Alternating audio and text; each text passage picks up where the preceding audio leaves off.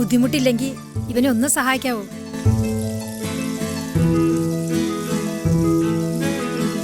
എന്നെ പോലീസ് പിടിച്ചോണ്ട് പോകുമ്പോഴേ നിനക്ക് സമാധാനാവുള്ളൂ.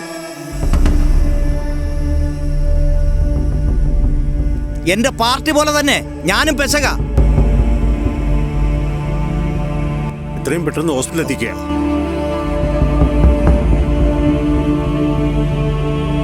മോളെ പേടിക്കണ്ട കേട്ടോ, അമ്മ പെട്ടെന്ന് വരാട്ടോ. അയാളെ പേടിച്ച ഞാൻ ആ സ്ഥലം വിട്ടിട്ട് ഇവിടെ വന്ന്.